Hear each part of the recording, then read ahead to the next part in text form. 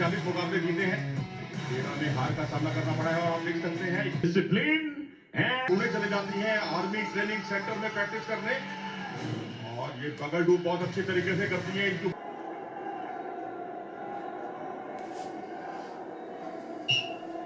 और इस तरह से हुआ इस मुकाबले का शुभारंभ और मेरे साथ जुड़ रही हैं सारिका मलिक जो कि अंतर्राष्ट्रीय पहलवान है और वर्ल्ड अंडर 23 चैंपियनशिप की सिल्वर मेडलिस्ट भी। स्वागत है आपका सारिका। धन्यवाद मनोज, यहाँ पे बहुत खुश हूँ और अंतिम और ज्योति की कुश्ती में आज कमेंट्री करने का मौका मिल रहा है जो कि मेरे लिए बहुत गर्व की बात है। आखिर ऐसा क्या है इसमें जो आपको गौरवान्वित कर रहा है ये मुकाबला? अंतिम पंघाल ओलंपियन और 2 बार की वर्ल्ड मेडलिस्ट हैं जो कि टेक्निक एक्सपीरियंस से भरी हुई हैं और इनके सामने है ज्योति सिहाग जो कि बहुत टेक्निकल है और वर्ल्ड मिलिट्री की भी चैंपियन है और ये मुकाबला बहुत ही रोमांचक होने वाला है। दोनों ही पहलवान एक दूसरे की शक्ति को पूरी तरह से जानते हैं, बगल डूब बहुत अच्छे लगाते हैं, सिंगल लेग अटैक बहुत अच्छे तरीके से करते हैं और जिस तरीके से अंतिम पंघाल ने डोमिनेशन किया है और खासतौर पर जब विपक्षी आता है इनके सामने अटैक करने तो स्थिति को पलट देती हैं और उसे अंकों में तब्दील करना इनकी आदत में शुमार हो चुका है। अंतिम पंघाल की विल पावर काबिले तारीफ है। इसका हमने एक एग्जांपल सीनियर वर्ल्ड चैंपियनशिप में भी देखा था जहां पे उन्होंने चाइना की खिलाड़ी को आखिरी के कुछ सेकंडों में हरा के ब्रॉन्ज मेडल अपने नाम किया था। तो जहां से चंद्र विजय जो है एक इंस्ट्रक्शन देते हुए समझाते हुए खासकर ज्योति परवाल को और ये एक्टिविटी टाइम शुरू हुआ और यहां पर ज्योति के लिए एक परेशानी का सबब। हाँ जी बिल्कुल, अगर दूसरे प्लेयर को एक पैसिविटी पॉइंट मिल जाता है तो थोड़ा सा प्रेशर अपोजिशन वाले प्लेयर के ऊपर पड़ जाता है क्योंकि स्टार्टिंग का पॉइंट कुश्ती में बहुत मायने रखता है, लेकिन जितना अनुभव अंतिम के पास है उसको देखते हुए ज्योति बहुत अच्छी बाउट लड़ रही है। और ज्योति भी मैं देख रहा हूं कि कोई बहुत ऑल आउट जाने की कोशिश नहीं कर रही थी अभी तक पहले 20 सेकंड में, आखिरी क्षण 5 सेकंड बाकी और यहां पर ये देखिए बखूबी 2 अंक बटोरे अंतिम पंघाल ने और ये एक्टिविटी टाइम खत्म हुआ और उसके तहत 1 अंक का एक बोनस पॉइंट भी, तो कुल मिलाकर 3-0 से आगे अंतिम पंघाल। तो ये मानना होगा कि जिस तरह से ये इन्होंने लड़ा है ये मुकाबला और जिस तरह पीछे आई अटैक उनको करने चाहिए थे, अटैक किए अंतिम ने। अंतिम ने मौके का बहुत अच्छा फायदा उठाया है जिसमें एक पैसिविटी पॉइंट के साथ 2 अंक और बटोरे हैं, एक बहुत ही सिंगल लेग अटैक करके शानदार अटैक करके यहाँ पे अब ज्योति सिहाग के ऊपर प्रेशर बनता नजर आ रहा है। वैसे सिंगल लेग अटैक बहुत अच्छे तरीके से करती है वो, अब देखना है चंद्र विजय ने क्या कुछ समझाया है उन्हें, ये वक्त बताएगा। अंतिम स्टार्टिंग से ही अटैकिंग मोड में चल रही है, जैसे उन्होंने स्टांस लिया है और अटैकिंग की पोजीशन में है, ऐसा लग रहा है वो अभी फिर से अटैक मारने की कोशिश में है। लेकिन मैंने एक चीज गौर की है, अगर आपने भी गौर की हो सारिका, कि विपक्षी जब स्टैंडिंग पोजीशन में होता है, ये देखिए उनको हिदायत दी जा रही है, बताया जा रहा है कुश्ती को आक्रामक लड़िए, यूनाइटेड वर्ल्ड रेसलिंग का ये पहला नियम होता है और विपक्षी जब स्टैंडिंग में होता है गर्दन पकड़ता है तो थोड़ी सी दिक्कत का सामना करना पड़ता है पूजा को।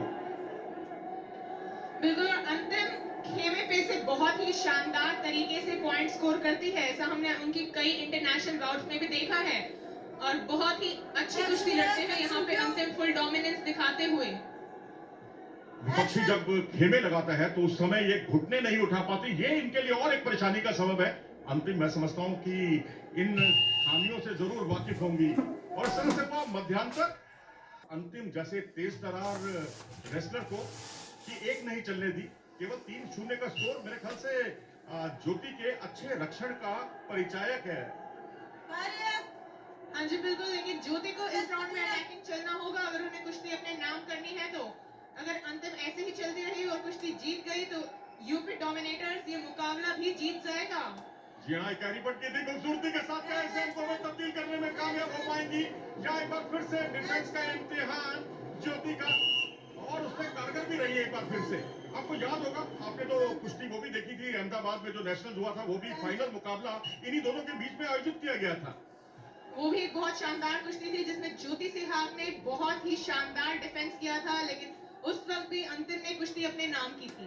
ये है ब्रिजभूषण शरण सिंह, जो कि भारतीय कुश्ती संघ के पूर्व अध्यक्ष हैं और जिनके सतत प्रयासों से कुश्ती यहां तक पहुंची और प्रो रेसलिंग लीग को फिर से पटरी पर लाने का जिम्मा जो निभाया है बहुत अच्छे तरीके से ओनो मीडिया ने और WFI ने 1 और 1 11 का काम किया। इस बार पट लगाने की कोशिश की थी खूबसूरती के साथ, लेकिन अच्छा बचा। अंतिम का शानदार डिफेंस, खेमे में से स्कोर लेने की कोशिश, क्या कामयाब हो पाएगी?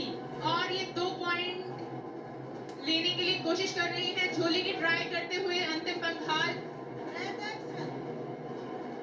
तो इस तरह से 2 अंक का इजाफा हुआ उनके स्कोर में, 5-0 से आगे हो गए हैं इस मुकाबले में अंतिम पंघाल। और ये विनोद तोमर और ब्रिजभूषण शरण सिंह कुश्तियों का लुत्फ उठाते हुए। और यहाँ देखिए, एक हाथ गर्दन पे रखती हैं और दूसरी उनकी शैली देखिए, पीछे आकर पूरी तरह दबोच देती हैं और पिच की पोजीशन पर जाकर, यानी ये इनकी फ्लेक्सिबिलिटी को दिखाता है।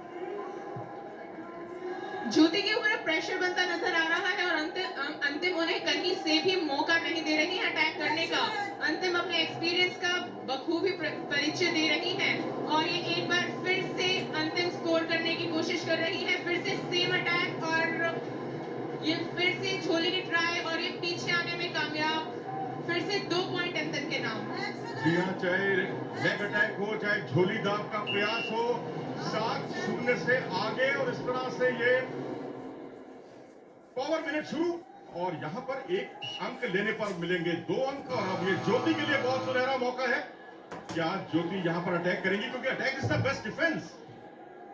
हाँ जी बिल्कुल, ज्योति को जीतने के लिए अटैक करना होगा और पावर मिनट का वो फायदा उठा सकती है अगर वो कोई 4 की टेक्निक लगाती है।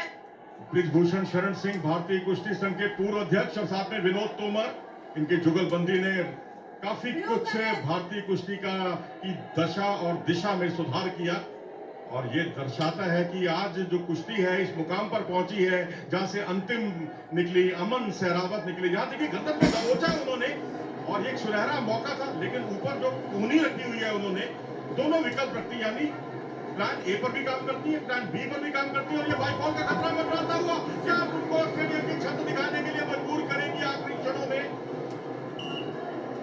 अंतिम पंघाल का शानदार मूव, तीसरी बार झोली की ट्राई और इस पर कामयाब होती है। तो इस तरह से टेक्निकल सुपेरिटी हुई लगातार दूसरे मुकाबले में और इस तरह से इस टाई को अपने पक्ष में करने में कामयाब हो गई यूपी की टीम, यूपी डोमिनेटर्स। और पिछले मुकाबले में आपने अमन सहरावत के जलवे देखे थे टेक्निकल सुपेरिटी के, और अब अंतिम पंघाल ने भी वही कमाल कर दिखाया।